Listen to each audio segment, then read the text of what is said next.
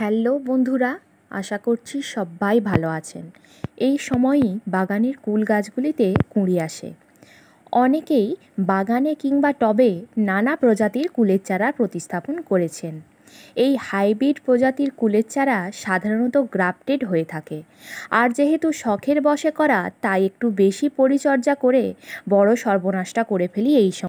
যেমন উল্টোপাল্টা খাবার প্রয়োগ কিংবা ফলিয়ার স্প্রে করে গাছে এই সময় বেশি পরিমাণ ফুল আনতে গিয়ে আগত কুঁড়িগুলো সব নষ্ট করে ফেলি, আর পরবর্তীতে ফল কম আসে। কুল গাছ খুবই সাধারণ ও সহজ একটি গাছ, তবে ফুল আসার সময় আমি দুটো সিক্রেট কাজ বলবো, যা সঠিক পদ্ধতিতে গাছে অ্যাপ্লাই করলে গাছ ভরে ফুল আসতেই থাকবে। তার সাথে সমস্ত কুঁড়িগুলো পরবর্তীতে গুটিতে সেট হবে। এর ফলে গাছ ভরে কিন্তু শীতকালে ফলও পাবেন আপনারা। নমস্কার বন্ধুরা, আমি পর্ণা, আর আপনারা দেখছেন গার্ডেনিং উইথ পর্ণা। যেসব বন্ধুরা আজ আমার চ্যানেলে নতুন ভিজিট করছেন, তারা অবশ্যই চ্যানেলটিকে শেয়ার ও সাবস্ক্রাইব করে পাশে থাকবেন বাগান সংক্রান্ত নানা নতুন নতুন ভিডিও পাওয়ার জন্য। চলুন ভিডিওটি শুরু করা যাক।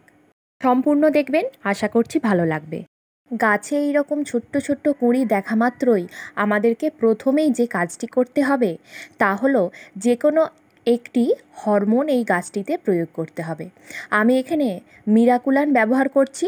আপনাদের কাছে যা হরমোন থাকবে বা পিজিআর গ্রুপের যে সমস্ত ঔষধ থাকবে, সেই ঔষধ আপনারা ব্যবহার করতে পারেন 1 লিটার জলে 20 ফোঁটা দিয়ে।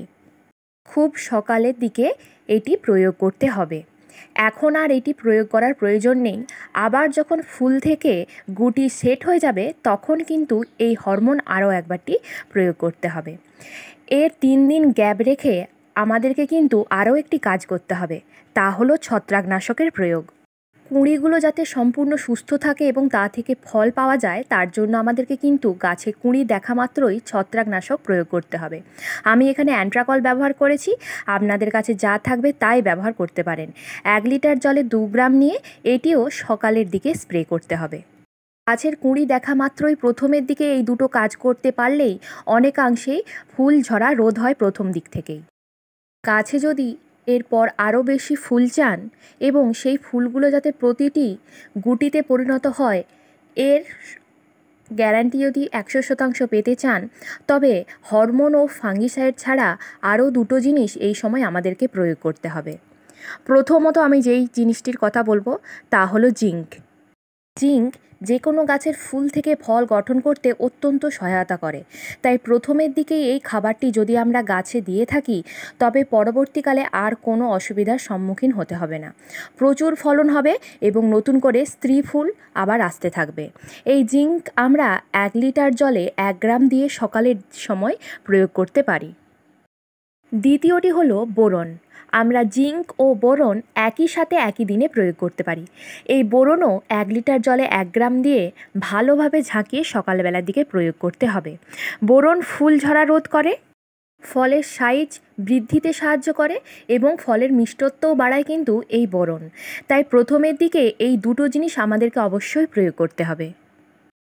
ফলিয়ার স্প্রে করার পাশাপাশি এই সময় মাটিতেও পর্যাপ্ত পরিমাণ খাবারের প্রয়োজন পড়ে গাছেদের।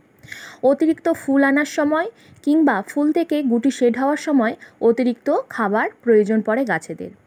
গাছে খাবার এই সময় কম পড়লে ফুল ও ফল ঝরিয়ে দেওয়ার প্রবণতা থাকে। এই সময় গাছে অত্যধিক পরিমাণ ফসফেট ও পটাশের চাহিদা পূরণ করতে লাগে।